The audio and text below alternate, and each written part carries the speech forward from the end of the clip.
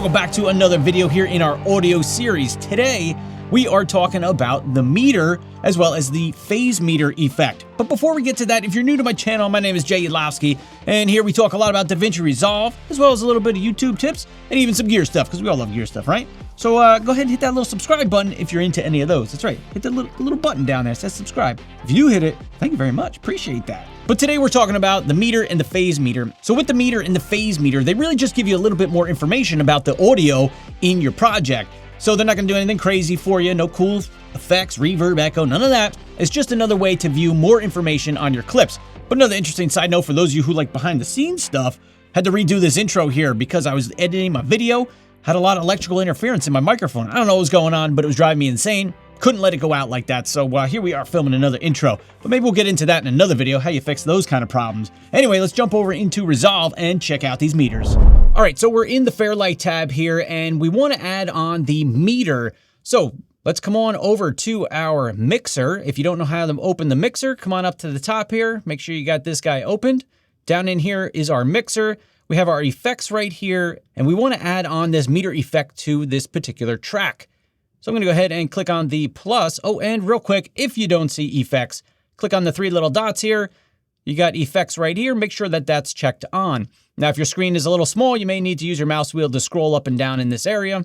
Keep that in mind if you don't see it. Scroll around, see if you can find it. Go ahead and click on the plus. We want to come down to metering, and we've got meter and phase meter. So first, let's talk about the meter. So this is the meter. It's basically the same as this meter down here. It's just a little bit bigger and a little bit easier to see.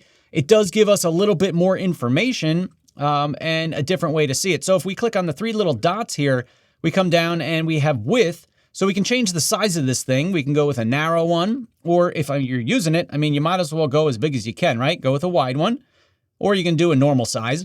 And then you can change the height too. You've got small, medium, and large. But like I said, let's make it large because that's the whole point of this thing, right? If you click on the three little dots, you also have reset peak on playback. So this meter effect is going to show us the peak levels, and it's going to actually hold it there for about 2 seconds, as well as give us a readout on the top of the effect here, just so we know where those peak levels are. And it's a little bit easier to see because the meter's a little bit bigger. Let's check it out. So this reset peak on play means it's going to reset that peak level each time that you play through your clip or each time you stop and then start playing again. So I'm going to leave that turned on. And then you've got your options to reset everything right here. So let's play through our clip and see what the meters give us. What I've been using for the last couple of years is this guy right here, the Blue Yeti. So you can see as the audio is playing, we've got these gray bars, which gives us the level. And then let me just mute this so that we can talk about this here without too much going on. So you see the bars moving with my levels, and you notice the red line here, that's where the peaks are. Now that red line lights up whenever the peak is at its highest point. It stays lit for about 2 seconds, and then it'll drop down to the next highest point. Or it'll keep going up if the highest point is, higher than it currently is. Now you see this little number right at the top here, that gives us a numerical value for the peaks. So that's what our peak is going up to. That's as high as this red line has gone at any one point, is minus 6.4. And that's the overall peak for the entire time that you're playing the clip.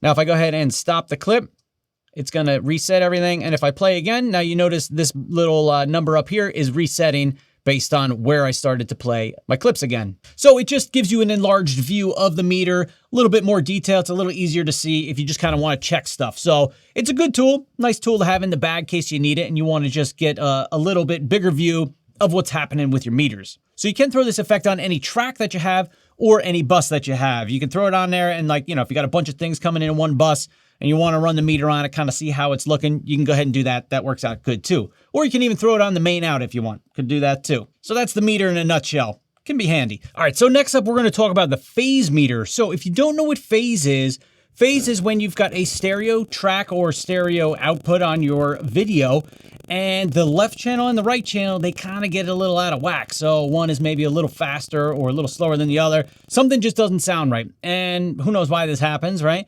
Your audio is all fine and perfect in the program or in your recording, no problem there. This is just when the two channels don't line up for some reason. They call that phase. So with the phase, you generally want to apply it on a bus. So that way you can kind of monitor how everything's kind of, gelling together, make sure it's all working out good and you're getting no phasing happening between your left and right channels on the output. So let's jump into Resolve. I'll show you how to add it in. We'll throw it on there and we'll see how this video is looking in the phase department. So back in Resolve again here, we want to put this phase meter onto our main bus. Now I've only got one main bus out in this little example here, but you could do it on any bus that you got. So I want to come on up to my effects. I'm going to go ahead and click on the plus, come on down to metering, and we've got the phase meter right here. Go ahead and open that up.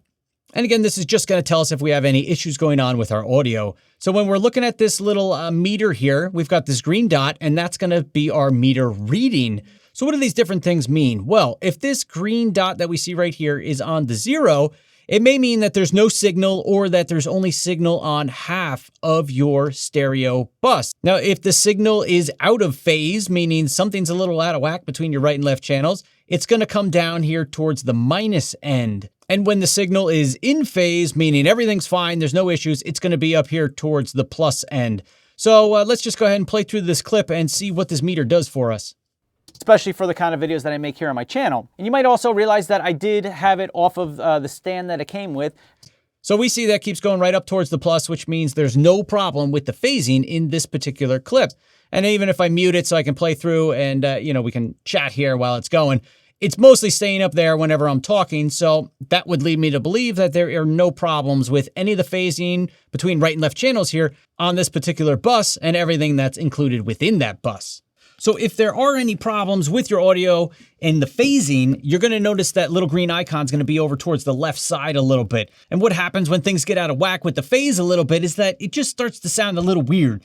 Like they just don't sound good. I don't have an example of it, but maybe I'll Google something, throw a link in the description if I can find anything that gives you an example of what that phasing sounds like when it's out of whack. But I think if you just notice it being out of whack, you might as well check the phasing on it, and hey, maybe that's what the problem is, right? So that is it for this one. Again, nothing too crazy, fun, and exciting in this video, but it's good to know about them because these tools can come in handy. The more you know, the more tools you got in your bag, the better you're gonna be able to figure out problems when you run across things, right? So if you thought this video was helpful, give it a thumbs up, subscribe to the channel if you haven't already, and I look forward to seeing you, that's right, you, right there. Looking forward to seeing you in the next video. Peace! I don't think I synced the last ones up. All right, this video is going to be meter and phase meter. Meter and phase meter. All right, pause, we'll come back. Fine, or it could give you some other weird little noises there. Kind of like my elbow sounded like a fart there on the table. Anyway, that's pretty funny. And when we take a look at the effect here, we've got, so taking a quick look at the window, taking a quick look at the, do it again. Particular clips and oh my goodness, why is that doing that? There's got to be electrical interference. Hold on, pause times. It's driving me insane, dude. All right, let's try that again. I don't know. All right, that's really weird. Do it again. I don't know what that clicking is, but man, that's driving me insane. All right, I think it's some kind of electrical interference. Bad shielding, I don't know. All right, do it again.